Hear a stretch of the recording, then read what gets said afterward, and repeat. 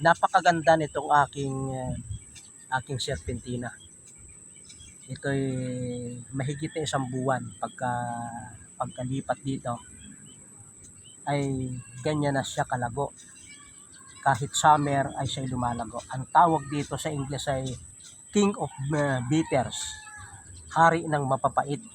At ito'y napakahusay sa mga taong may taas ang uric acid, taas ang high blood, ay itong kolesterol ay mataas, UTI, kahit yung ubo, sipon. Ang ginagawa ng iba ay kukuha ng isang dahon at na ganyang kalaki at paliliitin niya. Yan. Ilalagay sa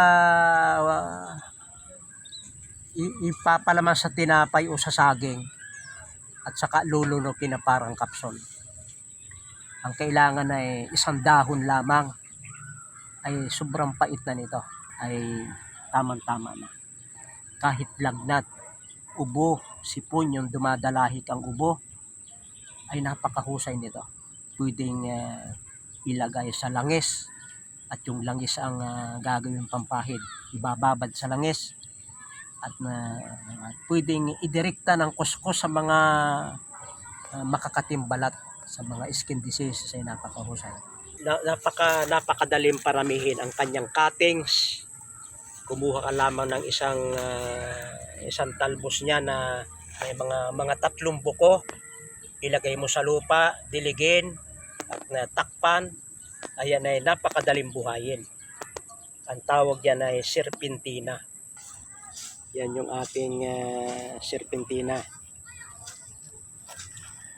Ako'y magtatanim ng mga 500 puno niyan ngayon sapagkat na darating yung tag-init, ay kinakailangang may stock tayo at baka mauso yung mga sipon. Yung nga pala pwedeng pambanyos. Pag may mga skin disease ka ay pwedeng iligo, pwedeng ibabad yung paa yan. At yan ay yung katawan. Napakahusay sa napakaraming sakit. Dito ay may mga serpentina dati. Ay marami yung sibol, binunot ko at nilipat ko doon. At ito'y iniwang ko. Masyadong malago pa rin yan. Dapat ay ito'y babawasan pa rin, ito'y tatanggalin pa o ito. Mga ganyan para mag-expand talaga yung kanyang dahon. Ganyan pa lang ay dapat makapuna. Ang pagkapon ay ganyan na.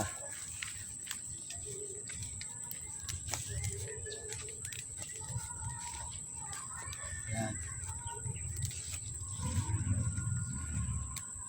Yan yung paraan ng pagputol yan.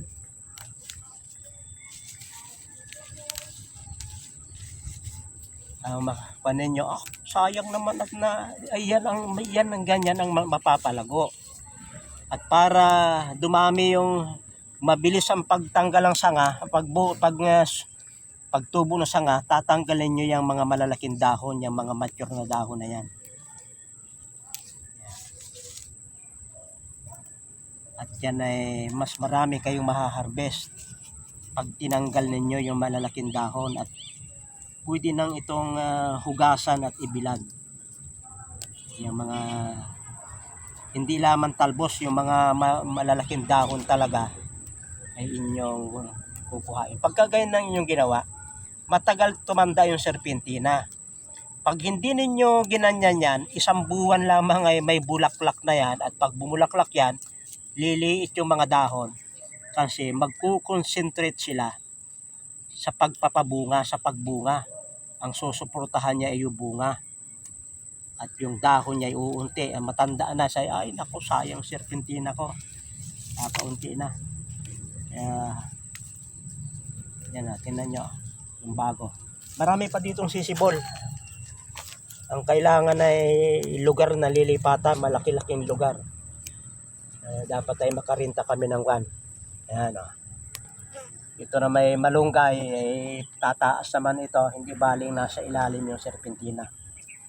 Ito'y mabubuhay ng mahigit na 1 year o 2 years basta inyong tatalbusan ng tatalbusan. Pag yan ay hindi nyo tinalbusan, mga 6 to 8 months, yan ay patay na, yan ay bulaklak na lahat at mamamatay na siya. Maraming salamat sa inyong pagsubaybay sa Natural Wellness, si Pastor Vito.